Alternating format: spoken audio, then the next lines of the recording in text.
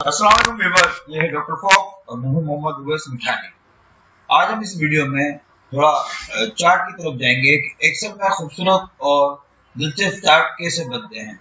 इस वक्त मैं आपको पहला चार्ट बनाना सिखाता हूँ जो कि इस तरह से सिलेंडर में होता है और ऐसा लगता है जैसे कि शीशे की टेस्ट ट्यूब में या शीशे के सिलेंडर्स में कुछ लिक्विड डाला गया है। तो उसके लिए सबसे पहले हम कुछ डेटा ले लेते हैं। मिसाल के तौर पे हमारे यहाँ पे एक डेटा है जिसमें मुख्तलिफ रेंजेस के टारगेट लिखे हुए हैं और उनकी अचीवमेंट्स हैं। इसको अगर हमें सिलेंडर में इस तरह बनाना कि लिक्विड जैसा लगे तो हमें सबसे पहले तो इस डेटा को कुछ हिस्सा कॉपी करना होगा। जैसे मैं इसको कॉपी करता हूँ और नीचे यहाँ पे पेस्ट कर देता हूँ क्योंकि हमें परसेंटेज में डेटा चाहिए होगा। दूसरे नंबर पे हम ले लेते हैं कि अचीवमेंट क्या है,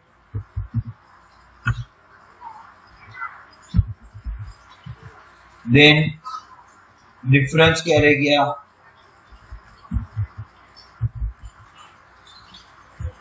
इसके अलावा एक चीज मैं भूल गया, कंट्रोल सी, इसको कंट्रोल एक्स करके एक कॉलम आगे बढ़ा देता हूँ। यहाँ पे मैं एक कैप रखूंगा, कैप 1, ठीक है, और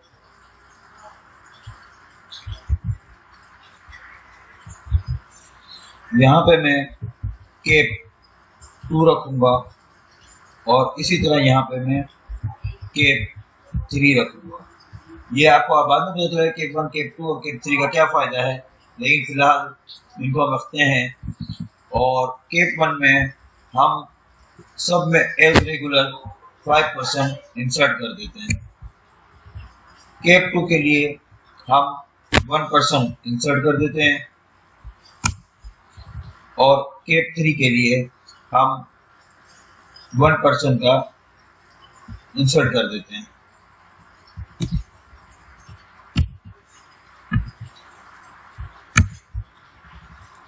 इस तरह हमने अपने तौर पे 5, एक 6 और एक 7% हमने अलग कर लिया है।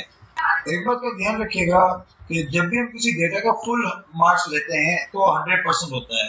100% अगर ये है तो इसमें से हमने 5, एक 6 और एक 7% को माइनस कर दिया तो हमें जो अचीव्ड होगा वो हम मालूम करने के लिए ये नंबर्स को डिवाइड कर देंगे टोटल नंबर से और मल्टीप्लाई कर देंगे रिमेनिंग 93% से, तो हमारे पास इसका जवाब आ जाएगा और इसको हम परसेंटेज में तब्दील कर देंगे तो ये 30% हुआ। इसी तरह नीचे ड्रैग कर देंगे तो हर एक की परसेंटेज आ जाएगी।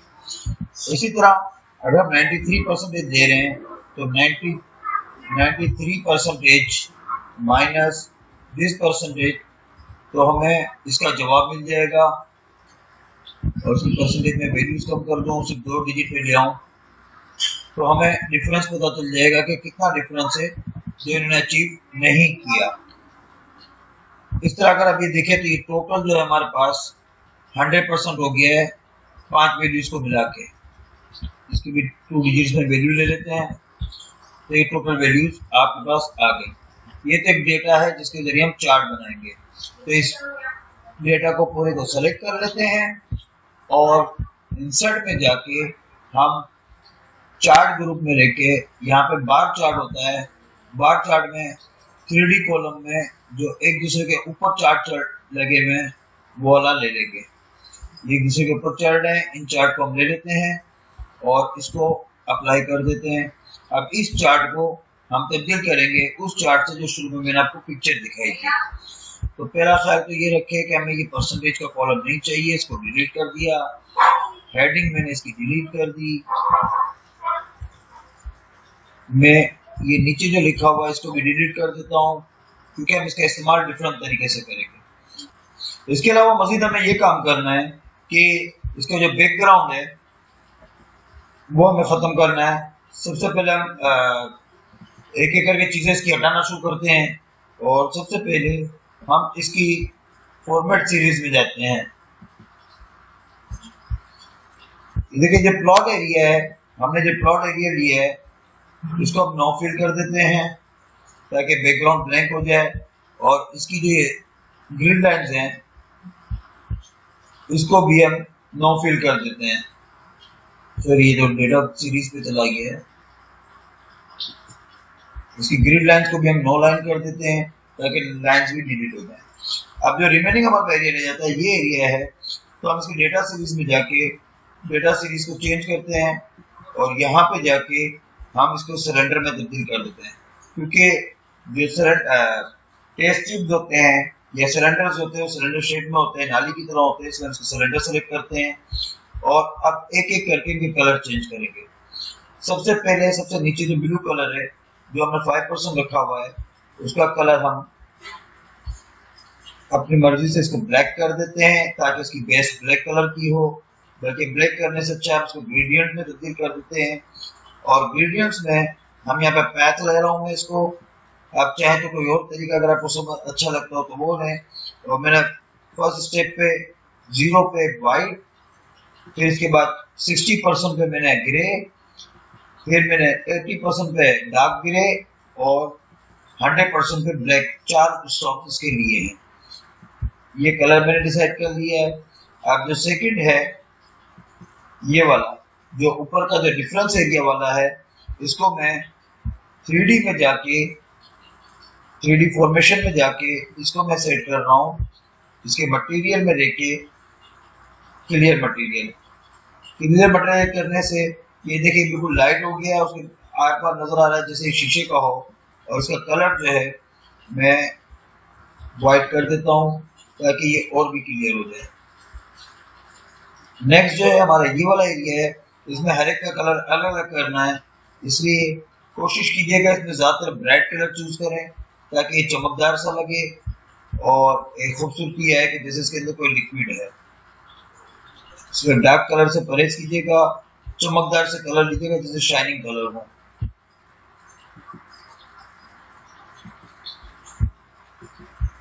चौथे का कलर मैं चूज कर रहा हूँ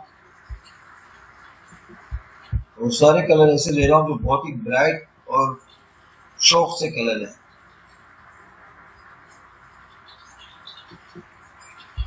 तो ये कलर्स मैंने चूज कर लिए। अब मेरे पास एक पॉइंट रह जाता है, वो रह जाता है ये वाला एरिया जो केप 2 है 1% पे। इसको मैंने ऑटोमेटिक कलर दिया हुआ है और इसके कलर को मैंने बिल्कुल लाइट ग्रे कलर लिया है, ठीक है। उस कलर पे लेके मैंने इसकी ताकि ये ऐसे लगे कि इसके ऊपर एक हल्का सा शेड बन रहा है। आखिर में ये पॉइंट रह जाता है जो सबसे ऊपर वाला है इसके केप का, कि ऊपर से ये बंद है या खुला हुआ है। अगर आप इसको नो फिल कर देंगे तो यूं लगेगा जैसे केप मौजूद नहीं है, बिल्कुल खुली हुई बोतल है। और अगर आप इस पर कोई ऑटोमेटिक कलर रखना चाहते हैं तो आप अपनी मर्जी से इस पर कोई कलर भी रख सकते हैं। जैसे मैंने केप को बिल्कुल बंद कर दिया है और अगर आप इसकी ट्रांसपेरेंसी बढ़ा देते हैं तो ये हल्का हल्का लाइट हो जाएगा। और मैंने इसकी ट्रांसपेरेंसी ले जाकर इसको इस कंडीशन पे कर ली है कि बिल्कुल हल्का ग्रे सा लग रहा है। अब ये देखिए ये आपकी सिलेंडर्स बन चुके हैं 3D में, लेकिन एक फर्क आ रहा है कि इनमें गैप होते हैं और ये बहुत पतली है। अब हमारे चार्ट में सिर्फ एक ही काम रह गया है कि ये लाइंस बनी है या जो पाइप बने हुए हैं या जिसको आप सिलेंडर कह रहे हैं इसमें गैप बहुत है। तो मैंने यहाँ पे देखिए इसकी जो इनको सेलेक्ट करके फॉर्मेट डेटा सीरीज में जब मैं चार्ट के ऑप्शन पे गया तो मैं इसकी डेप्थ को बढ़ा देता हूँ ताकि ये जरा आगे की तरफ नजर आए और इनकी जो गैप है उसको कम कर देता हूँ।